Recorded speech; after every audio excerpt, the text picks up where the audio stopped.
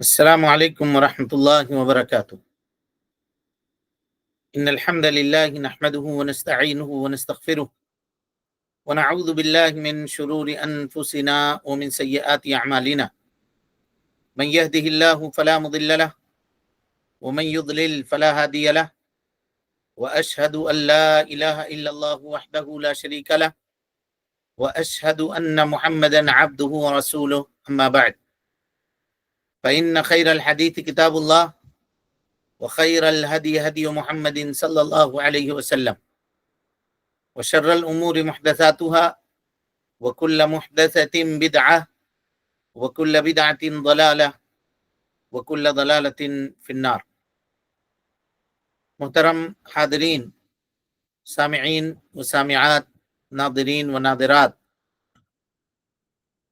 تربیت اولاد کے سنہرے اصول کے عنوان پر منعقد کیے گئے اس درس میں ہم آپ تمام حضرات کا خیر مقدم کرتے ہیں، اور اللہ رب العالمین سے یہ دعا کرتے ہیں کہ اللہ تعالی ہم سب کے مل بیٹھنے کو قبول فرمائے، علم دین، علم نافع سیکھنے، اس کے مطابق عمل کرنے، اس کی دعوت عام کرنے، اور اس راستے میں آنے والی مصیبتوں کے اوپر اللہ رب العالمین ہم سب کو صبر کی توفیق نصیب فرمائے۔ محترم حاضرین، کل کے درس میں تحنیک کے مسئلے کے اوپر آ کر کے گفتگو ہم لوگوں کی رکی تھی۔ تحنیک کہتے کس کو ہیں، اور کیا تحنیک اس وقت جائز ہے، تحنیک کی کیفیت کیا ہوگی، اس سلسلے میں آج کے اس درس میں اولاً ہم لوگ گفتگو کریں گے۔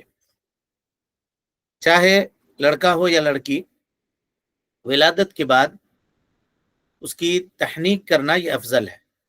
تحنیک کرتے ہیں، کھجور ہو یا چھہارا ہو یا کوئی میٹھی چیز، اس کو آدمی چبا کر کے اپنے منہ سے نرم کرے اور اس کا کچھ حصہ لے کر کے چھوٹے بچے کے منہ میں یا اس کے ہونٹ، اس کے زبان وغیرہ میں لگا دے، اسی کو تحنیک کہتے ہیں۔ اس سلسلے میں اللہ کے نبی صلی اللہ علیہ وسلم سے کئی ایک احادیث مروی ہیں۔ پہلی حدیث دیکھیے، حضرت ابو موسیٰ اشعری رضی اللہ تعالیٰ عنہ کہتے ہیں، ولد علی غلام، مجھے ایک بچہ ہوا یا میرے گھر میں ایک بچے کی ولادت ہوئی، فأتیت بہ النبی صلی اللہ علیہ وسلم، تو میں اس کو لے کر کے اللہ کے نبی صلی اللہ علیہ وسلم کے پاس آیا، بچے کو لے کر کے آیا۔ حضرت ابو موسیٰ اشعری کہتے ہیں، فسماہ ابراہیم، تو اللہ کے نبی صلی اللہ علیہ وسلم نے اس بچے کا نام ابراہیم رکھا۔ فحنکہ بتمر، اور ایک کھجور کے ذریعے سے اس کی تحنیک کی۔ ودعا لہ بالبرکہ، برکہ اور برکت کی دعا دی۔ ودفعہ الیہ، اور اس کے بعد انہوں نے بچے کو میرے جانب دے دیا۔ یہ پہلی روایت ہے صحیح بخاری کی۔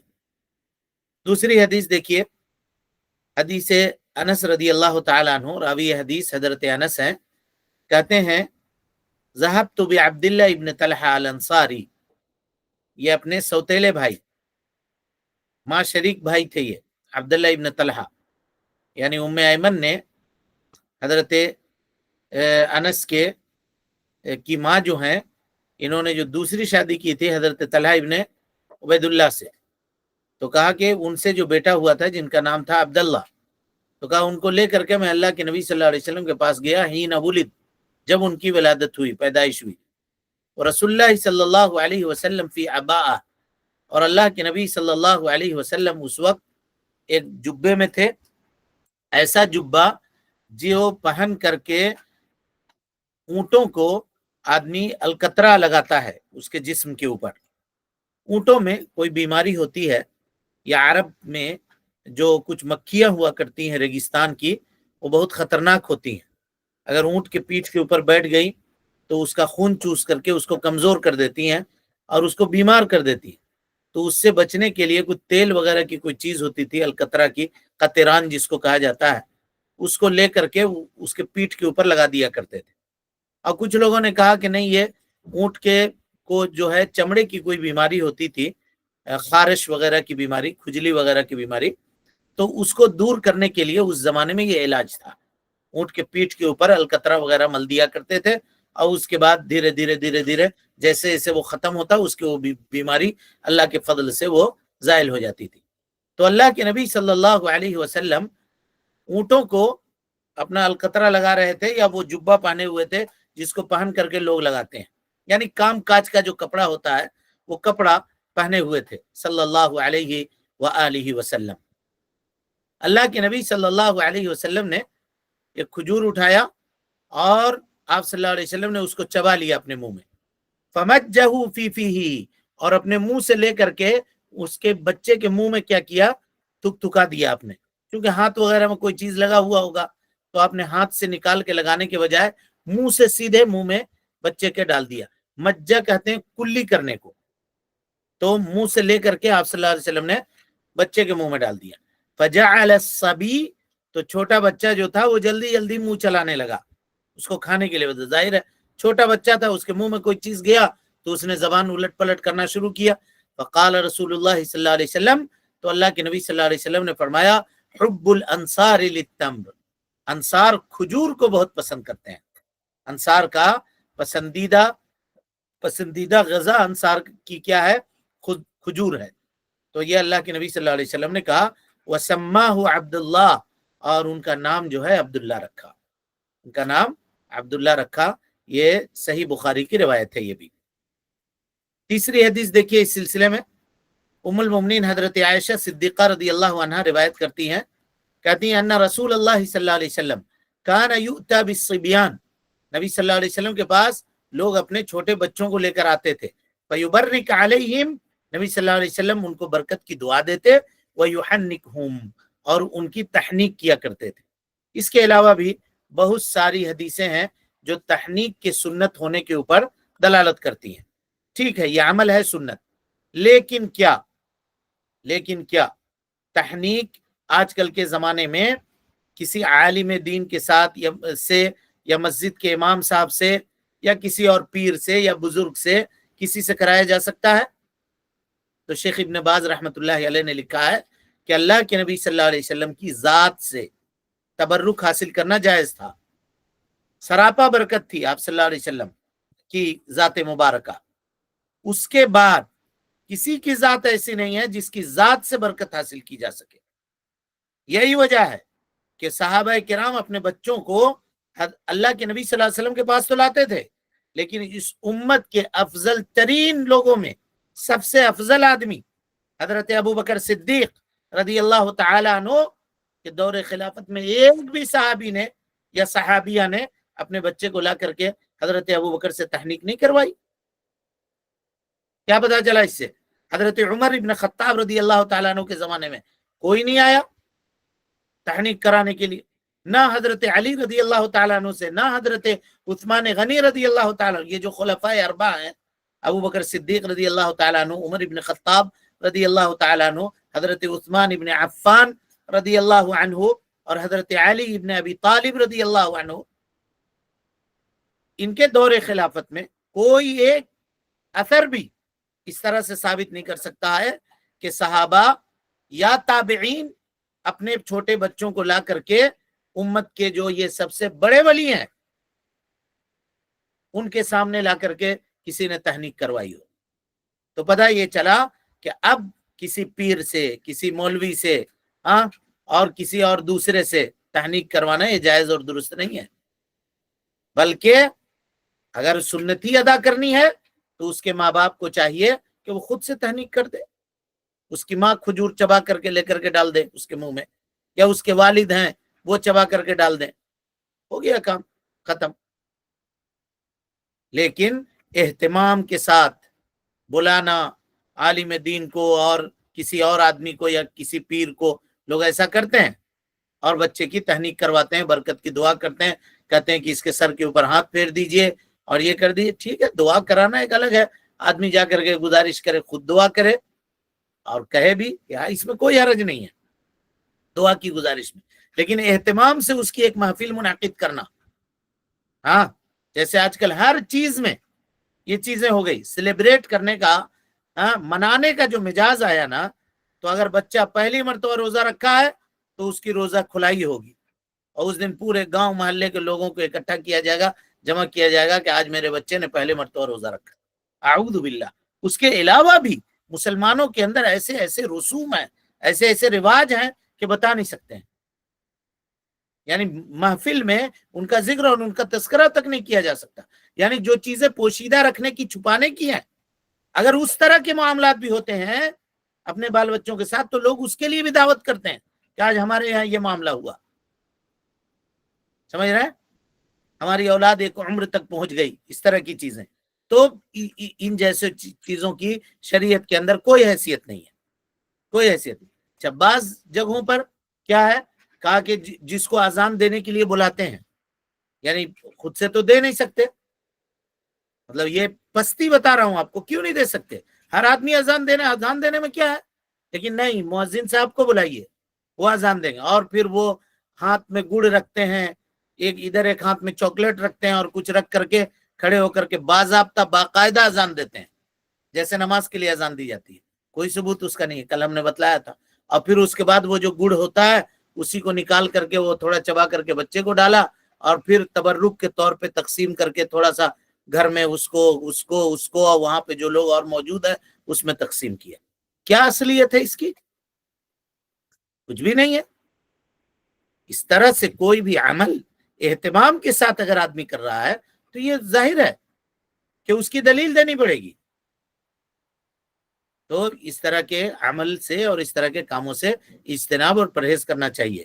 کچھ لوگوں نے لکھا ہے کہ کروا سکتے ہیں، لیکن یہ بات درست نہیں ہے. شیخ ابن باز رحمت اللہ علیہ نے زبردست رد کیا اس کے اوپر، کہا کہ نا، اللہ کے نبی صلی اللہ علیہ وسلم کے بعد کوئی آدمی ثابت تو کرے کہ کسی صحابی نے ایسا کیا ہو، یا لوگ اپنے بچوں کو صحابی کے پاس لے کر کے گئے ہوں.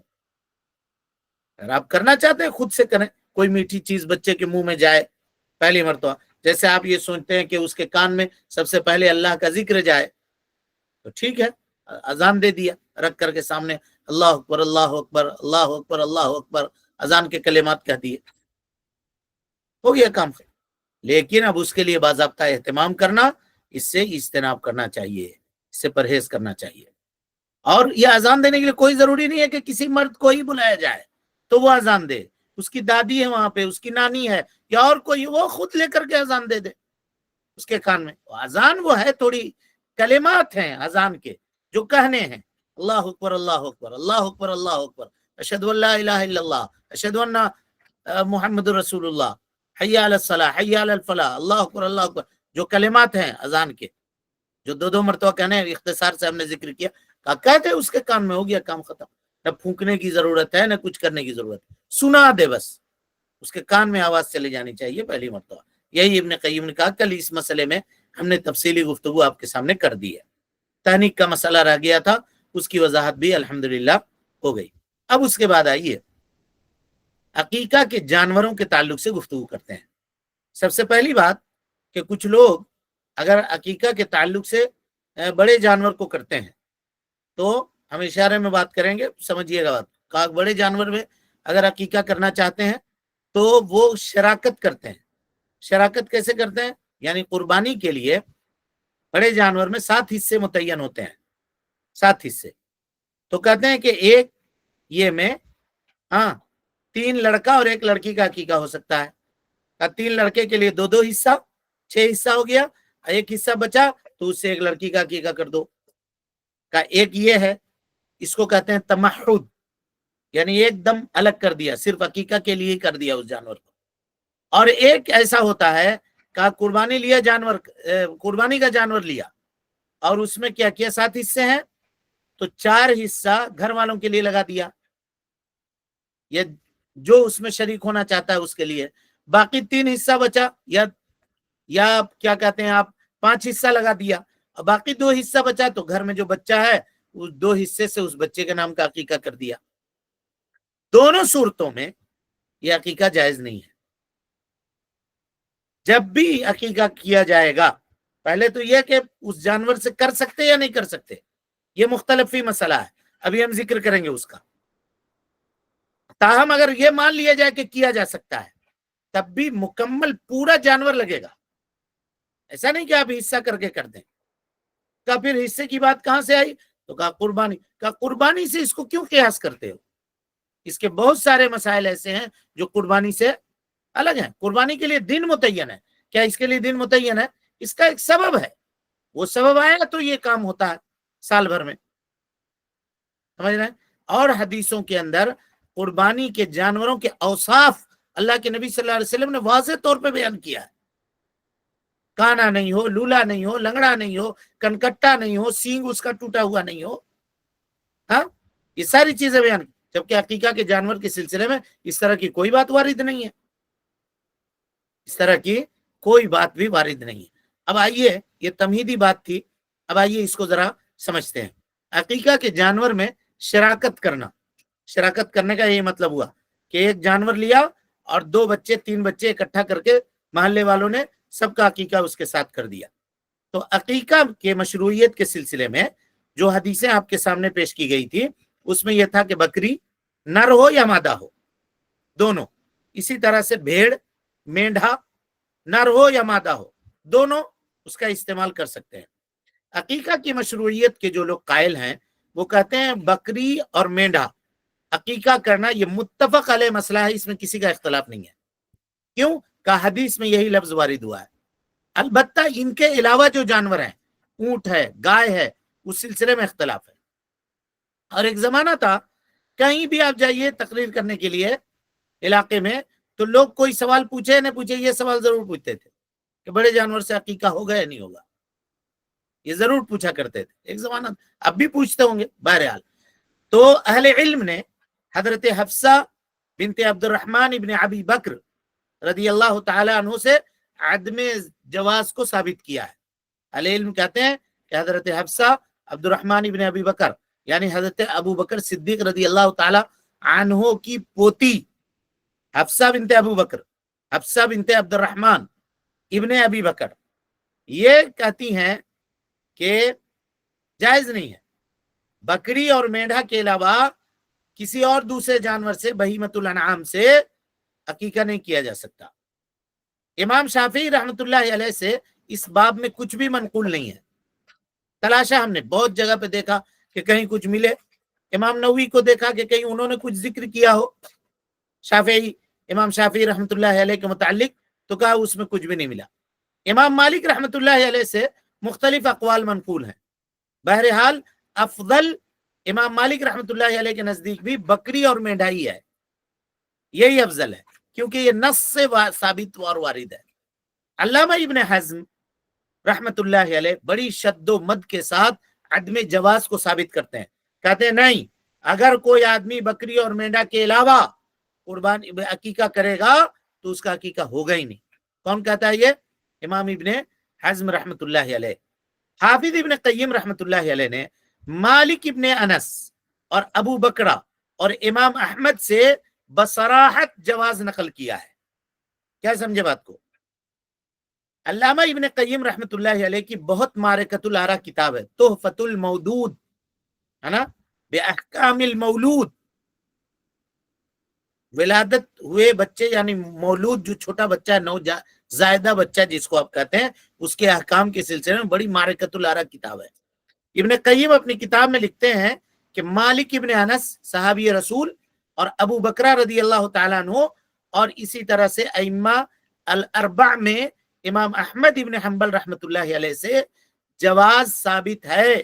یہ لوگ کہتے ہیں کہ اگر بکری اور مینڈھا کے علاوہ کوئی آدمی دوسرے جانوروں سے، اونٹ سے اور دوسرے جانوروں سے اگر عقیقہ کرے تو اس کا عقیقہ ہو جائے گا. فریقین کے دلائل دیکھتے ہیں. دو قول ہو گئے. ایک قول میں کہا کہ عدم جواز جائز نہیں ہے، امام شافعی کچھ بھی منقول نہیں ہے. امام مالک رحمۃ اللہ علیہ کہتے ہیں کہ افضل ہے کہ آدمی بکری سے کرے، مینڈا سے کرے. لیکن امام احمد ابن حنبل رحمۃ اللہ علیہ حضرت انس بن مالک اور حضرت ابو بکرہ رضی اللہ عنہ سے جواز ثابت ہے. کہتے ہیں کہ اگر کوئی آدمی بڑے جانور سے کرے تو جائز ہوگا. دلیل کیا ہے دونوں کی؟ تو کہتے ہیں اونٹ اور گائے اور اس طرح کے جانوروں سے عقیقہ جائز جن لوگوں نے قرار نہیں دیا ہے کہ یہ جائز نہیں ہے، تو کہتے ہیں عقیقہ کے سلسلے میں جو وارد ہے حدیث الشات والشاتین والکبش، یہی لفظ ہے کہ یہی حجت ہے. اس کے علاوہ اپنے سے آپ کچھ نہیں لگا سکتے. جو لوگ کہتے ہیں کہ جائز نہیں ہے دوسرے جانور، ان کی دلیل یہ ہے کہا کہ لفظ میں جس جانور کی تعین مراد ہے اسی سے عقیقہ کر سکتے، اس کے علاوہ دوسرے سے نہیں کر سکتے. یہ پہلے قول والوں کی دلیل ہے. وہ لوگ جو کہتے ہیں کہ نہیں جائز ہے، تو کہا آپ کی کیا دلیل ہے؟ آپ کہتے ہیں کہ جائز ہے تو آپ کی کیا دلیل ہے؟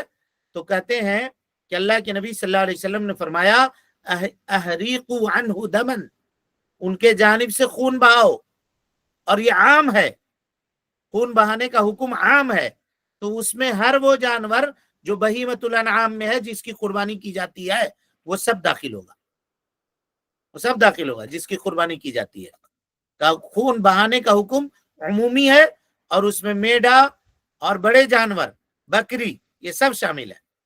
لیکن یہ کہا جا سکتا ہے کہ یہاں احریقوا عنہ دمن یہ مجمل ہے، اور اس کی وضاحت یا صراحت اللہ کے نبی صلی اللہ علیہ وسلم کی وہ احادیث ہے جس میں آپ نے کبش کا اور اسی طریقے سے شات کا لفظ ذکر کیا ہے، یعنی بکری اور مینڈا کا لفظ ذکر کیا ہے، یہ کہا جا سکتا ہے۔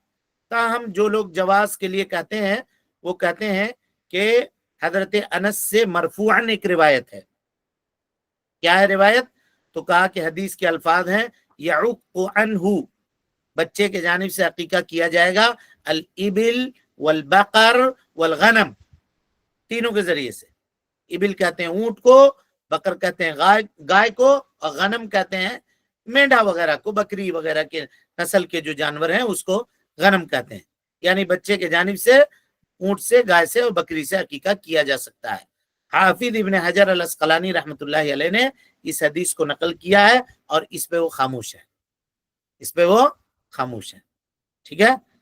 اب رہی بات کہ جو جواز کے قائل ہیں وہ کہتے ہیں کہ یہ قول ہوا، ٹھیک، اور تو کہا کہ نبی صلی اللہ علیہ وسلم نے اگر ذکر نہیں کیا ہے تو اس میں عدم جواز کا ثبوت کہاں ہے؟ یہ ہے معاملہ، اس کو سمجھنا ہے۔ دیکھیے، اگر یہ ایک دم اصولی بات کر رہا ہوں، ذرا غور سے سمجھیے گا، یہ بات کہنا جیسے اس کو عام طور پہ لوگ کہتے ہیں، وہ لوگ جو صدقۃ الفطر میں، فطرہ میں پیسہ نکالنے کے قائل ہیں، وہ یہی کہتے ہیں کہ بھائی اللہ کے نبی صلی اللہ علیہ وسلم نے ذکر نہیں کیا، اس سے عدم جواز کہاں ثابت ہوتا ہے؟ یہ بتاؤ، یہ بتاؤ۔ تو ایک چیز ہوتی ہے مقاصد شریعت، جب آپ مقاصد شریعت کو پڑھیے گا، یہ ایک چیپٹر ہے باضابطہ جس کو فقہ الموازنات بھی کہتے ہیں، جہاں معاملے کو تولا جاتا ہے، دیکھا جاتا ہے، اس میں کچھ قاعدے ہیں، قاعدوں میں سے ایک قاعدہ ہے سکوت الشارع۔ شارع یعنی شریعت سازی کرنے والا کون ہے؟ اللہ رب العالمین اور اللہ کے نبی جناب محمد رسول اللہ صلی اللہ علیہ وسلم۔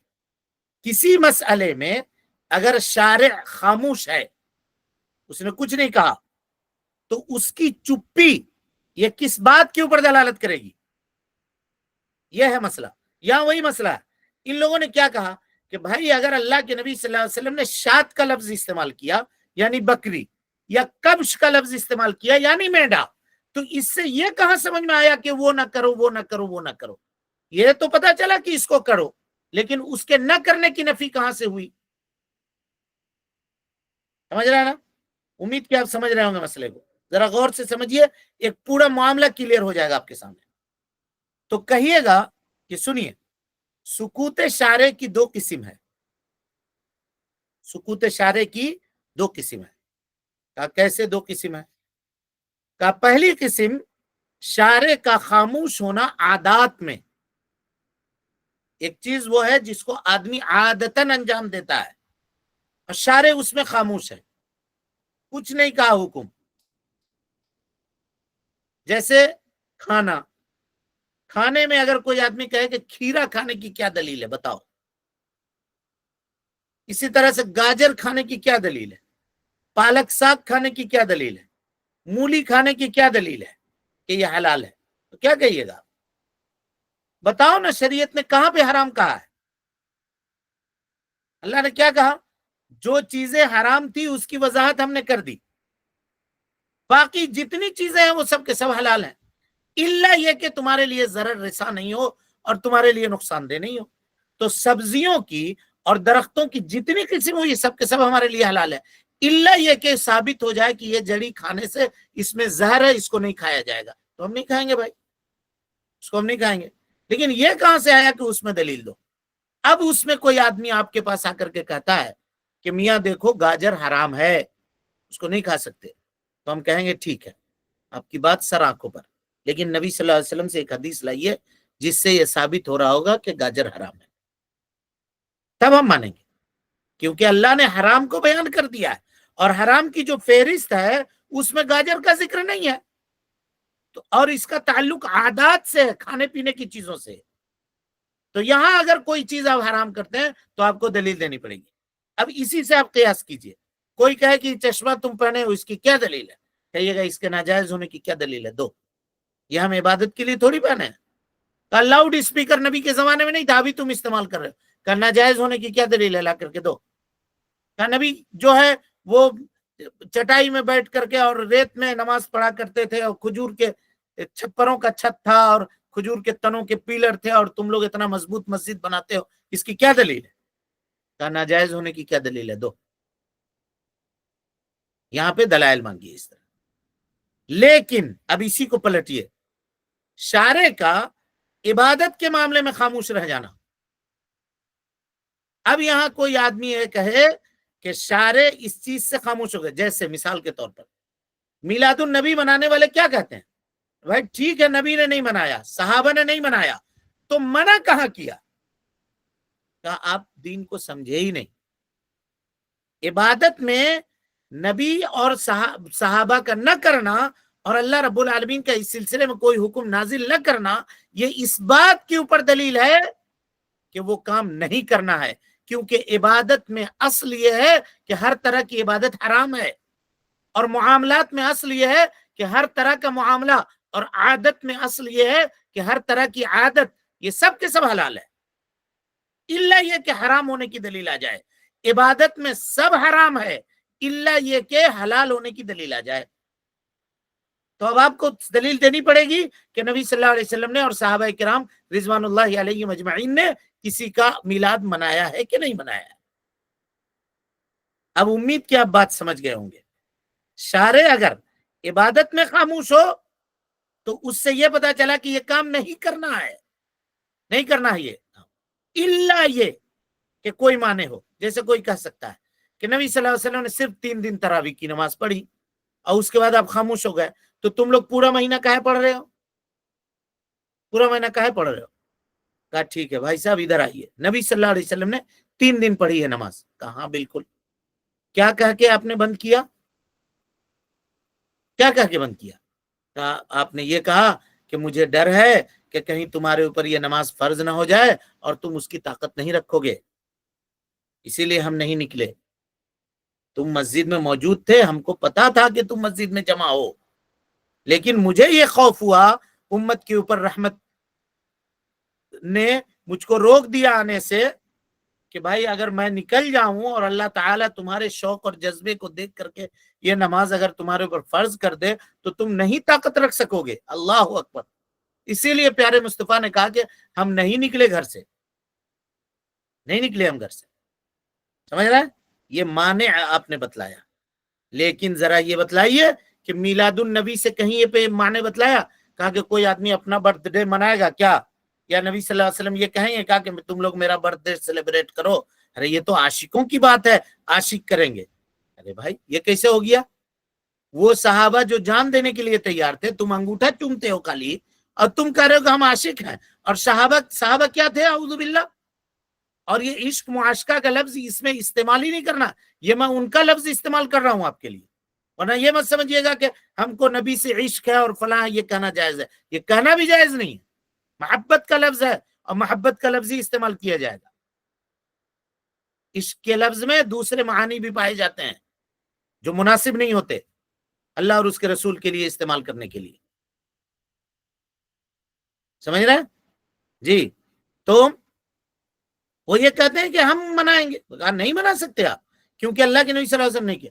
اب جب تراویح کے بارے میں آپ نے یہ کہا کہ مجھے ڈر ہوا کہ یہ فرض نہ ہو جائے، جب اللہ کے نبی صلی اللہ علیہ وسلم دنیا سے رخصت ہو گئے، جبرائیل امین کا آنا بند ہو گیا، تو اب وہ ڈر ختم ہو گیا. صحابہ کرام ایک امام کے پیچھے جمع ہو کر کے نماز ادا کرنے لگے. اگر شارع کسی چیز سے خاموش ہو جائے اور کوئی معنی ہو تو وہ معنی اگر ختم ہو جائے تو اب وہ چیز جائز ہو جائے گی، جیسے تراویح. لیکن شارع کے پاس کوئی معنی نہیں تھا، کوئی رکاوٹ نہیں تھی میلاد النبی منانے میں، اور آپ نے نہیں منایا، اس کا مطلب کیا ہوا؟ اس کا مطلب یہ ہوا کہ وہ کام نہیں کرنا ہے، وہ کام نہیں کرنا ہے، وہ جائز نہیں ہے. ویسے ہی یہاں یہ معاملہ ہے کہ کوئی اگر یہ کہے کہ نبی صلی اللہ علیہ وسلم کا یہ کہنا کہ بکری اور مینڈا ہی کا ذکر کیا ہے تو اس سے اس جانور کی اور اس جانور کی نفی کہاں ہوتی ہے، کہنا ایسے دلیل پکڑیے گا تو بہت بلنڈر ہو جائے گا، شریعت کے بڑے مسائل مشکل میں پڑ جائیں گے لوگ. قاعدے کو قاعدے کی جگہ پر رہنے دیجئے، آپ دلیل ایکسٹرا لائیے نا، پیش کیجئے نا. تو کہتے ہیں کہ پھر تب ایسا ہے کہ یہ جو عمل ہم لوگوں نے پیش کیا ہے حضرت انس بن مالک کا، اور ایک روایت ملتی ہے اثر کہ ام المومنین حضرت عائشہ صدیقہ رضی اللہ عنہا نے گائے کے ذریعے سے اپنے بھتیجے کا عقیقہ کیا تھا، بھائی کے بیٹے کا، بھتیجے کا. تو کہا اس سے، کہا چلو اب اتنی چیزیں آ گئیں تو یہ کہو کہ جواز کے حد تک وہ چیز جائز ہے ان دلائل سے. اس لیے نہیں کہ وہاں خاموش ہے شریعت تو عدم جواز کی دلیل نہیں ہے، اس لیے نہیں، یہ ایکسٹرا دلیل ہے اس وجہ سے. لیکن افضل اور بہتر یہ ہے کہ آدمی اپنے آپ کو اسی چیز پہ رکھے جو چیز شریعت میں وارد ہوئی ہے، اسی پر رکھے. سمجھ رہا؟ چلیے وقت ہو گیا، انشاءاللہ پھر اس کی طرف ہم لوگ پھر لوٹیں گے. اصل میں یہ قاعدہ سمجھانے کے لیے یہ میں وقت زیادہ نکل گیا. اللہ رب العالمین سے دعا ہے کہ اللہ تعالی ہم سب کو حسن عمل کی توفیق دے، ہم سب کی اصلاح فرمائے، نیکیوں کو قبول کرے، سیئات سے درگزر فرمائے، جب تک زندہ رکھے دین اسلام پہ زندہ رکھے، اور جب اٹھائے ایمان پہ اٹھائے. آمین. اقول قولی هذا واستغفر الله لي ولكم ولسائر المسلمين من كل ذنب وخطيئة فاستغفروه انه كان للأوابين غفورا.